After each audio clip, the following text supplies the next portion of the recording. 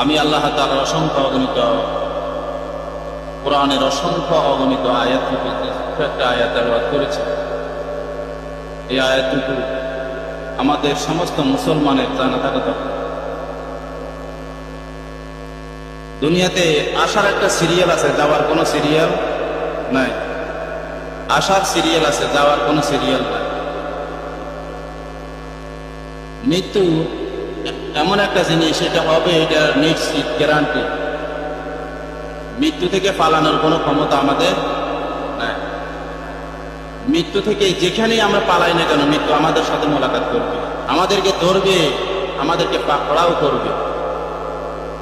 যেখানেই যাই, আমি যদি মনে করি যে আমি এমন জায়গায় চলে যাবো এখানে গেলে মৃত্যু আমাকে ধরতে পারবে না, এমন কিছু নেই। যেখানে যাব সেখানে মৃত্যু আমার সাথে মোলাকাত করবে। এক লোক বনী ইসরায়েলের এক লোক আল্লাহ তাআলাকে বহুত ভয় করতে, এত গুনাহ করছি, এখন যদি আল্লাহ তাআলা হিসাব বুঝে, হিসাব দেওয়ার মতো ক্ষমতা আমার নাই। তখন বলে গেছে যে আমাকে মৃত্যুর পর তোমরা পুরি সব ছাই করিয়ে রাখো, সালি বানাই রাখো পুরি। আর সালি করে দিয়ে সালিগুলো পৃথিবীর আনাচে কানাচে ছিটি দিবে সব জায়গায়, যাতে করে আল্লাহ তাআলা আমাকে না ধরতে পারে, আমার হিসাব কিতাব যেন না লইতে পারে। তাই তার ওসিয়াত মোতাবেক কাজ করছে, তাকে জ্বালায় পুড়ে শেষ করে ছাই হয়ে গেছে। সমস্ত দুনিয়ার মধ্যে সব জায়গায় জায়গায় ছিটি দিচ্ছে, এমন জায়গায় ছিটছে যে জায়গায় কোনো মানুষ যায় না। শেষ পর্যন্ত আল্লাহ তাআলা বলছেন যে ছালি তোমরা একসাথে হয়ে যাও। দুনিয়ার সব মাখলুক কার কথা শোনে? আল্লাহর কথা শোনে। যখন একসাথে হওয়ার জন্য বলছে, একসাথে হয়ে গেছে। তার ভিতরে আল্লাহ তাআলা জিবরাইলের মাধ্যমে রূহ দিয়ে দিয়েছেন, রূহ ফুঁকে দিয়েছেন, রূহ ফুঁকে দিয়েছে। আবার আগের মতো জীবিত মানুষ আকৃতি হয়ে গেছে, সেই মানুষটা আবার হয়ে গেছে। আল্লাহ তাআলা জিজ্ঞাসা করে, কেন এই কাজ করলেন? তখন বলে যে আল্লাহ, আমি তো আপনার ভয়ে কাজ করেছি। আমি তো মনে করছি আমি যে পাপ করেছি, যে অন্যায় করেছি, আপনি আমার থেকে যদি হিসাব খুঁজেন, আমার হিসাব দেওয়ার মতো ক্ষমতা আমার নাই। আমি যাতে করে হিসাব থেকে বাঁচতে পারি, এই জন্য কাজ করেছি। আল্লাহ তাআলা বলেন, এটা তুমি করেছো ঠিক, কিন্তু আমি আল্লাহ তাআলা অনদেখা দুনিয়ার কিছুই নাই। আমি আল্লাহ তাআলা পারি না কিছুই নাই। আমি শুধু কোন বলুন সাথে সাথে ফায়াকুন হয়ে যাবে। সুবহানাল্লাহ। মানে কোন বলতে দেরি, ফায়াকুন হইতে দেরি নাই, মানে হও বলতে দেরি, হইতে দেরি নাই। সুবহানাল্লাহ। তাহলে আমরা যেখানেই থাকি, মৃত্যু আমাকে গ্রাস করবে, আমাকে ধরবে। যেখানে থাকেন, লোহার সিন্দুক বানাইবেন, লোহার সিন্দুক বানায় সেখানে ঢুকে থাকবেন, সেখানেও মৃত্যু আপনাকে ধরবে, সেখানেও আপনার সাথে মোলাকাত করবে। মৃত্যু আপনাকে ছাড়বে না। কুল্লু নাফসিন যায়কাতুল মাউত সুম্মা ইলাইনা তুরজাউন। সকল প্রাণী মরণশীল, প্রত্যেকেই মরতে হবে। শুধু মানুষ নয়, সকল প্রাণী, সমস্ত মাখলুক, আল্লাহ তাআলা যত মাখলুকের মধ্যে রূহ দিয়েছে, সকল মাখলুক মরণশীল, সবাই মরতে হবে। মরার পরে সুম্মা ইলাইনা তুরজাউন, অতঃপর তোমরা আমি আল্লাহ তাআলার নিকট ফিরে আসবে। এই কথা কে বলেছে? আল্লাহ তাআলা বলেছে। তোমরা যেখানেই থাকো না কেন, সকল প্রাণী মরণশীল, সবাই মরতে হবে। মরার পরে আবার সবাইকে আমি আল্লাহ তাআলার নিকট ফিরে আসতেই হবে। সবাইকে আল্লাহ তাআলার নিকট ফিরে আসতে হবে। তাহলে মৃত্যু থেকে বাঁচার ক্ষমতা আমার আপনার নাই, দুনিয়ার কারো নাই। বহুত বড় রাজা বাদশারা পর্যন্ত বাঁচতে পারে নাই।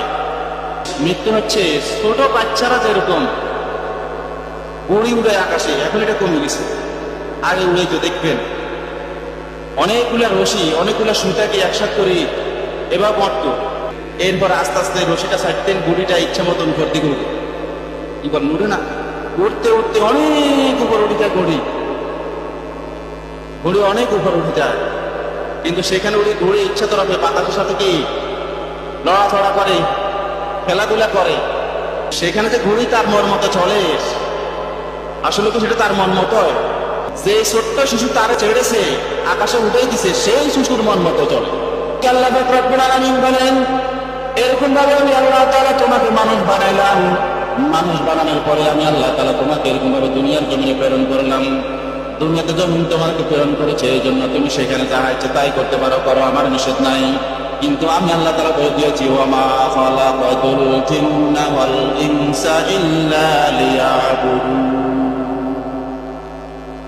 আল্লাহ তাআলা বলেন, আমি মানব এবং জিন জাতিকে আমি আল্লাহর ইবাদতের জন্য সৃষ্টি করেছি। মানুষ এবং জিনকে আমি আল্লাহ তাআলার ইবাদতের জন্য সৃষ্টি করেছি। অতএব বান্দা, তোমাকে আমি ছোট্ট বাচ্চার মতো আল্লাহু আকবার ছাড়ে দিয়েছি দুনিয়ার মধ্যে, ছাড়ে দিয়েছি তুমি ইবাদত করার জন্য। যাহা ইচ্ছা তাই করতে পারো, ভালো ইবাদত করতে পারো, মন্দ ইবাদত করতে পারো, সেটা তোমার ইচ্ছা। কিন্তু আমি আল্লাহ যখন তোমার টান দিব, সাথে সাথে আমি আল্লাহর ডাকে সাড়া দিয়ে চলে আসতে হবে। সেখানে তোমার আর থাকার ক্ষমতা নাই, সেখানে আর ক্ষমতা চলবে না। আমি আল্লাহ তোমাকে ডাক দিয়েছি। সমস্ত মানুষগুলা সর্বপ্রথম রুহের জগতে ছিল, রুহের জগতের মধ্যে ছিল। রুহের জগতে সমস্ত রূপগুলাকে আল্লাহ তাআলা একসাথ করেছেন। একসাথ করার পরে আল্লাহ তাআলা বলেন, আলাস্তু বিরব্বিকুম। কি বলেছেন? আলাস্তু বিরব্বিকুম। এটার অর্থ, আমি কি তোমাদের প্রভু নয়? রুহগুলারে আল্লাহ তাআলা প্রশ্ন করে। সমস্ত মানুষ, বনি আদম, পৃথিবীতে যতগুলো বনি আদম যাবে সবগুলো রুহকে একসাথ করেছেন। করার পরে আল্লাহ তাআলা প্রশ্ন করেন, আলাস্তু বিরব্বিকুম। এটা একটা প্রশ্নবোধক বাক্য। আমি কি তোমাদের প্রভু নয়? আমি কি তোমার রব নয়? তোমাদের রব নয়? সাথে সাথে আমরা সেখানে একটা বলছি, বালা। বালা মানে হ্যাঁ। কি? হ্যাঁ। বালা মানে আল্লাহ, হ্যাঁ আপনি আমাদের রব, আপনি আমাদের প্রভু। তাহলে সেখানে আমরা রবকে স্বীকার করে এসেছি, সেখানে আমরা রবকে রব বলে স্বীকার করেছি, প্রভু বলে স্বীকার করেছি। সেখানে আল্লাহর ইচ্ছায় চলেছি, আমাদের ইচ্ছায় চলি নাই। এই কেউ আলমে আরওয়াহ। আর একটা নাম হচ্ছে আলমে দুনিয়া। আলম মানে দুনিয়ার জগৎ, মায়ের পেট থেকে বাইর হওয়ার পরে মৃত্যু পর্যন্ত এটাকে আলমে দুনিয়া বলে, দুনিয়ার জগৎ। দুনিয়ার জগতের মধ্যে আসার পরে আল্লাহ বলেন, আলমে আরওয়াহের মধ্যে আমার কথা চলেছে, আমার কথার বাইরে তুমি চলো নাই। কিন্তু আলমে দুনিয়ার মধ্যে তোমাকে স্বাধীন দেওয়া হয়েছে, আলমে দুনিয়ার মধ্যে তোমাকে স্বাধীনতা দেওয়া হয়েছে। তুমি যাহা ইচ্ছা তাই করতে পারবা।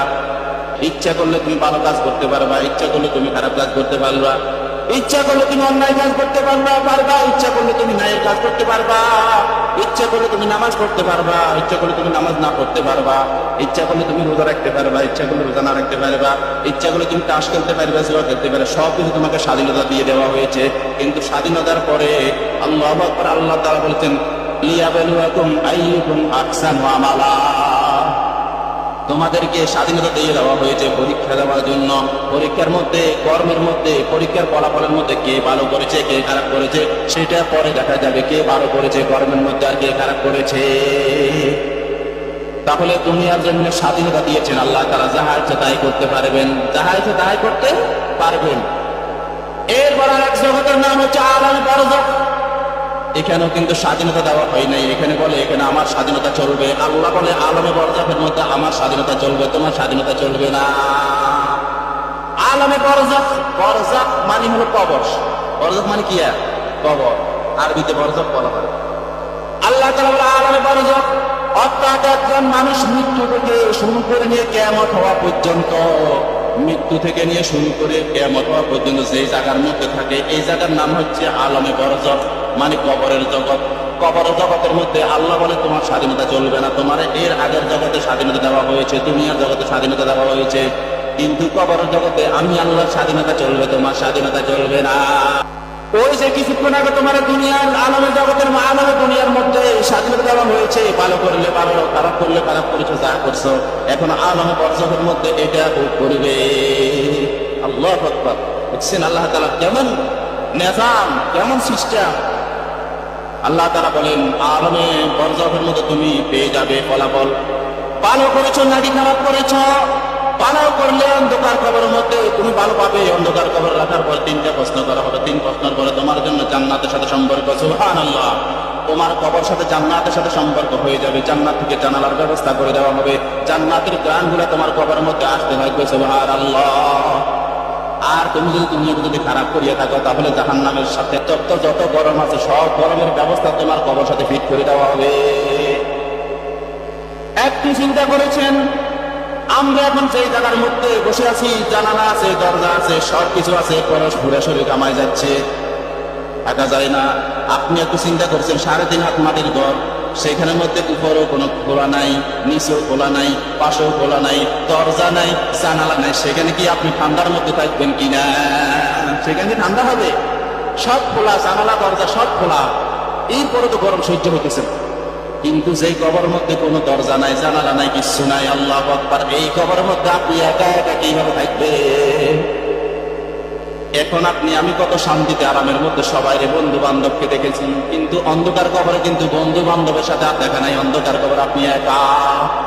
এমন অন্ধকার দুনিয়ার জমিনে নয়, এমন অন্ধকার আর হয় না। একটা ছিদ্র নাই, একটা জানালা নাই, একটা দরজা নাই। আপনি একটু নিজের বিবেকের কাছে প্রশ্ন করেন যে আমি দুনিয়াতে আসি কি করলাম? কিয়ামতের ময়দানে আপনাকে কবর থেকে বাইর করানো হবে। কবর থেকে বাইর করানোর পরে আল্লাহু আকবার, এখান থেকে বাইর করানোর পরে এবারে আপনাকে দেখা যাবে জান্নাতে যাবেন না জাহান্নামে যাবেন, সেটা পরে দেখা যাবে। তাহলে এই 4টা জগতের মধ্যে সমস্ত মানুষ বলে থাকবে, সমস্ত মানুষ 4টা জগতের মধ্যে অবস্থান করে। একটার নাম হচ্ছে আলমে আরওয়াহ, আর একটার নাম হচ্ছে আলমে দুনিয়া, আর একটার নাম হচ্ছে আলমে বরজখ, আর একটার নাম হচ্ছে আলমে আখিরাত। এই 4টা জগতের মধ্যে সমস্ত মানুষ অতিবাহিত করতে হবে। তাহলে 4টা জগতের জন্য আপনি আমি কি করলাম, কি করলাম, কি করেছেন? আপনি আমি একটু চিন্তা করেন। আমাদের অনেকের দেখা যায় যখন একজন মানুষ মারা যায়, মসজিদ ভর্তি হয়ে যায়, অনেকগুলো মুসল্লি হয়, 2-3 দিন পরে আবার মুসল্লি কমে যায়। এখন আমাদের ভিতরে বয় ঢুকে একজন নিচে আবার আমার কাছে কোনো চলে আসেন, তো 2 দিন পরে কি আমার কাছে আসতে না, 2 দিন পরে কেন মসজিদ ছাড়ি দিন? একজন দুনিয়া থেকে বিদায় হওয়ার পরে আমি যে মসজিদ দেখলাম তখন থেকে, এখান থেকে আমি মরণ পর্যন্ত সবসময় মসজিদ করতে হবে। 2-1 বেলা ধরছি আর আবার ছাড়ি দিছি, এরকম করা যাবে? এটা যে একটা ধোঁকা, এটা ধোঁকা, এটা করা যাবে না। সবসময় মসজিদ দূরে লিখতে হবে, সবসময় নামাজ চোখ দেখতে হবে। কত ভয় আপনার জন্য! একটা মামলা যদি থাকে, আপনি ঘরের মধ্যে আরামে শুইতে পারেন না, আরেকজনের বাড়িতে যায় শুনুন কখন জানি পুলিশ আসে আমারে করে নিয়ে যায়। কিন্তু আপনার উপরে যে আখিরাতের 5টা মামলা অবধারিত রয়েছে, পালনের একটা মামলার বই আপনার চিন্তায় ঘুম আসে না। আখিরাতের 5টা মামলা আপনার গাড়ির উপরে। 1 নম্বর মামলার নাম হচ্ছে মাউত, আর একটার নাম হচ্ছে কবর, আর একটার নাম হচ্ছে হাসর, আর একটার নাম হচ্ছে মিজান, আর একটার নাম হচ্ছে পুলসিরাত। কি বলেন? পরকালের 5টা মামলা প্রত্যেকের উপর নির্ধারিত। দুনিয়ার একটা মামলার ভয়ে আপনি পুলিশের ভয়ে বাড়ি ঘরে ছাড়ি দেন, সব কিছু ছাড়ে দেন।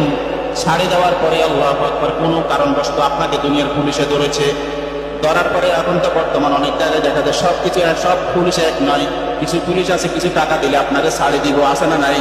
দুনিয়ার একটা মামলার কারণে আপনি যখন আসামি হয়ে গেছেন, আপনাকে ধরে ফেলছে, ধরার পরে আপনি যদি কিছু টাকা দেন হয়তো আপনাকে ছাড় দিতে পারে, এরকম কিছু পুলিশ আছে। আবার কিছু ভালো আছে, কিন্তু আল্লাহ তাআলার পক্ষ থেকে আজরাইল নামক যে পুলিশ, এই পুলিশকে আপনি কিছু দুষ্ট দূর কথা, 1 লাখ তো দূর কথা, 1 কোটি দূর কথা, আল্লাহু আকবার, আল্লাহ দেওয়া পুলিশ, আল্লাহু আকবার, আল্লাহ দেওয়া আজরাইল নামক পুলিশকে যদি আপনি বলেন আমি পুরো দুনিয়াটা দিয়ে দিব, তারপরেও আমার একটু ছাড়ি দে, তারপরও কি আপনাকে ছাড়বে কিনা? তারপরে ছাড়বে? দুনিয়ার পুলিশে আপনাকে কিছু দিলে ছাড়ে দিবে। আজরাইলের সাথে ঘুষ খায়? কোনোদিনও ঘুষ খাবে না, কোনোদিন আপনাকে ছাড়বে না। আজরাইলের সাথে বলবে তুই সমস্ত দুনিয়া দিলে তো আমি তোকে ছাড়বো না, কারণ আল্লাহ তাআলার ওয়াদা তোমাকে নেওয়ার জন্য। কার ওয়াদা? আল্লাহ তাআলার ওয়াদা। এই জন্য আল্লাহ রাসূল সাল্লাল্লাহু আলাইহি ওয়াসাল্লাম বলেন, ক্বালান নবী সাল্লাল্লাহু আলাইহি ওয়াসাল্লাম, আল কাইয়িসু মান দানা নাফসাহু ওয়া আমিলা লিমা বাদাল মাউত, আল কাইয়িসু মান দানা নাফসাহু ওয়া আমিলা লিমা বাদাল মাউত। তোমাদের মধ্যে ওই ব্যক্তি জ্ঞানী, কোন ব্যক্তি জ্ঞানী? সাহাবায়ে কেরামের সামনে আল্লাহ রাসূল সাল্লাল্লাহু আলাইহি ওয়াসাল্লাম বলতেছেন, ও আমার সাহাবায়ে কেরাম, তোমরা বলো সেই তোমাদের মধ্যে কোন ব্যক্তি জ্ঞানী? কোন সাহাবী বলেন, ইয়া রাসূলুল্লাহ, যে ব্যক্তি অনেক বড় শিক্ষিত সে বড় জ্ঞানী। কোন সাহাবী বলে, ইয়া রাসূলুল্লাহ, যে ব্যক্তি কোরআন ভালো পড়তে পারে সেই জ্ঞানী। কোন সাহাবী বলে, ইয়া রাসূলুল্লাহ, যে বড় আলেম সেই বড় জ্ঞানী। আরেক সাহাবী বলে, ইয়া রাসূলুল্লাহ, যে বড় কারি সে বড় জ্ঞানী। আরেকজন সাহাবী বলে, ইয়া রাসূলুল্লাহ, যে বড় উচ্চ শিক্ষিত সেই জ্ঞানী। আল্লাহ রাসূল সাল্লাল্লাহু আলাইহি ওয়াসাল্লাম বলেন, না, আল কাইয়িসু মান দানা নাফসাহু ওয়া আমিলা লিমা বাদাল মাউত। তোমাদের মধ্যে এই সমস্ত লোকগুলো বড় জ্ঞানী নয়, বড় জ্ঞানী হচ্ছে ওই লোক যে ব্যক্তি আল কাইয়িসু মান দানা নাফসাহু ওয়া আমিলা লিমা বাদাল মাউত, যে ব্যক্তি দুনিয়াতে থাকি পরকালের জীবনের জন্য নেক আমল তৈরি করেছে, সে সবচেয়ে বড় জ্ঞানী। সুবহানাল্লাহ। কে বড় জ্ঞানী? যে দুনিয়াতে থাকি, দুনিয়ার ছোট্ট হায়াতের মধ্যে থাকি, পরকালের স্থায়ী জীবনের জন্য নেক আমল করেছে, নেক আমল তৈরি করেছে, সে হচ্ছে সবচাইতে বড় জ্ঞানী। সে সবচেয়ে বড় জ্ঞানী। যে ব্যক্তি পরকালের জন্য কিছু ইবাদত করেছে, কিছু নেক আমল করেছে, সে হচ্ছে সবচেয়ে বড় জ্ঞানী। এই জন্য আমি বলবো, আমার সমস্ত ভাইদের কাছে আমি বলবো যে আমরা কি করতেছি? অন্ধকার কবর কথা আমার আপনার মন থেকে উঠে গেছে, মৃত্যুর যন্ত্রণার কথা আমার আপনার মন থেকে উঠে গেছে। মৃত্যু এমন একটা জিনিস, আল্লাহু আকবার। আল্লাহ তাআলা কোরআন হাকিমের মধ্যে বলেন, মিনহা খালাকনাকুম ওয়া ফিহা নুঈদুকুম ওয়া মিনহা নুখরিজুকুম তারাতান উখরা। মিনহা খালাকনাকুম, এটার অর্থ তুমি যে তোমার এই মুসলমান ভাইকে কবর দিতেছো এক মুঠ মাটি দিয়ে, মিনহা খালাকনাকুম, এই মাটি থেকে তো আমি আল্লাহ তোমার সৃষ্টি করেছি। ওয়া ফিহা নুঈদুকুম, তুমি যে দ্বিতীয় আর এক মুষ্টি মাটি তোমার মুসলমান ভাইয়ের কবর দিতেছো, ওয়া ফিহা নুঈদুকুম, আবার এই মাটির ভিতরে তোমাকে আসতে হবে। ওয়া মিনহা নুখরিজুকুম তারাতান উখরা, তুমি যে তোমার মুসলমান ভাইয়ের কবর মধ্যে তৃতীয় নম্বর মুষ্টি দিতেছো, এখানে আমি আল্লাহ তোমারে বলতেছি ওয়া মিনহা নুখরিজুকুম তারাতান উখরা, আবার এই কবরের পেট থেকে তোমাকে আবার বাইর করার হবে তারাতান উখরা, শেষ বিচারের দিন, অর্থাৎ হাশরের ময়দানের দিন। তাহলে যেই কবরের মধ্যে আমি মাটি রাখি, যে আয়াতটুকু পড়ি, খুব দামি আয়াত, আমি যে বলি মিনহা খালাকনাকুম বলে এক মুষ্টি রাখি, এটার অর্থ হলো যে মানে আল্লাহ এই কথা বলে, তুমি যে তোমার ভাইয়ের কবর মাটি রাখতেছ, এই মাটি থেকে তো আমি আল্লাহ তোমার সৃষ্টি করছি। এরপরে বলে ওয়া ফিহা নুঈদুকুম, এটা তো আল্লাহ বলে এই মাটির ভিতরে আবার আজকে তোমার মুসলমান ভাইকে রাখছো, কালকে আবার তুমি এই কবর আসবে। 3 নম্বর ওয়া মিনহা নুখরিজুকুম তারাতান উখরা, মানে আবার এই 3 নম্বর মাটি দ্বারা আল্লাহ এই কথা বুঝেছে যে তুমি তোমার এই ভাই যেরকম ভাবে অন্ধকার কবর রেখেছ, তুমি আসবে, আসার পর তোমাদের সকলকে এই কবর থেকে আবার বাহির করানো হবে। আমরা ভুল করি কেমন, মানুষ যখন মারা যায় তখন আমরা বলি ইন্না লিল্লাহি ওয়া ইন্না ইলাইহি রাজিউন, শব্দ ইন্না লিল্লাহ, অনেকে ইন্না লিল্লাহ করে, ইল্লাহ শব্দগুলো জানতে হবে। ইন্না লিল্লাহি ওয়া ইন্না ইলাইহি রাজিউন, এগুলো আমরা সমস্ত মুসলমান খেয়াল রাখা দরকার। তাহলে কার থেকে শিখবো? ওলামায়ে কেরাম থেকে শিখতে হবে, আমাদের প্রত্যেকে আলেমদের থেকে এগুলো শিখে নিতে হবে যে এই দোয়াটা কেমন পড়ে, বিসমিল্লাহি ওয়া আলা মিল্লাতি রাসূলিল্লাহ, এই দোয়া পারি না, বাবা তুমি 3 মুষ্টি, সেটাও পারি না, আমরা কিসের মুসলমান? আমরা এগুলো ওলামায়ে কেরাম থেকে জানি দেবো, কারণ আল্লাহ রাসূল বলেন ইন্নাল উলামা ওয়ারাসাতুল আমবিয়া, ওলামায়ে কেরাম হচ্ছে নবীদের ওয়ারিস, অর্থাৎ নবীরা নাই, এখন আলেমদের থেকে শিখে নিতে হবে। নবীরা নাই, এখন আলেমদের থেকে তোমাদেরকে শিখে নিতে হবে। অনেক তোমাদের ভুল আছে, অনেক ভুল আছে, এই ভুলগুলো তোমরা ওলামায়ে কেরামদের থেকে শিখে নিতে হবে। একটা উদাহরণ আমি আপনাকে বলি যে যদি আপনার সাথে কার সাথে শত্রুতান থাকে, সে যদি আপনার জানাজার নামাজ পড়ায়, সে যদি তৃতীয় তাকবীর আল্লাহুম্মা ইগফির লি হাইয়িনা ওয়া মাইয়িতিনা ওয়া শাহিদিনা ওয়া গায়বিনা এই দোয়াটা পড়ে, এটার অর্থ হলো যে আল্লাহ আপনি আমারে মাফ করতেন, সমস্ত মুসলমানের মাফ করতেন, জীবিতদেরকে মাফ করতেন, যিনি এখন সামনে তারে মাফ করে দেন। সে যদি এই সময় এই দোয়াটা না পড়ে, যদি সে যদি মনে মনে যদি বলে এই লোকের সাথে আমার কাছে ঝগড়া ছিল সারা জীবন, শত্রু ছিল, আল্লাহ আপনি তার অন্ধকার কবরের মতো আযাব দিয়েছেন, আপনি কি শোনাবেননি, আপনি কি বলতে পারেননি? কি বল কথা বুঝেন না?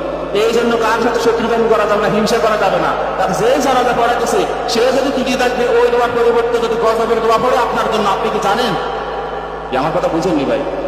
সে আপনার জন্য তৃতীয় তাকবীর পরে যে দোয়া, এটা হলো আল্লাহর কাছে ক্ষমা চাইতেছে আপনার জন্য, সেটার পরিবর্তে সে যদি আল্লাহর কাছে তখন যদি বলে, আরবিতে অনেক দোয়া আছে গজবের দোয়া, এটা আপনারা জানেন না, সেটা একজন আলেম বলে আরেকজন আলেমের শুনলে বলতে পারবো, আপনারা মনে করবেন খুব দামি দোয়া বলতেছে, খুব দামি ইস্তেগফার করতেছে, আপনার জন্য মাপ চাইতেছে, কিন্তু আপনার জন্য গজব দিতেছে, এর গুণ আছে।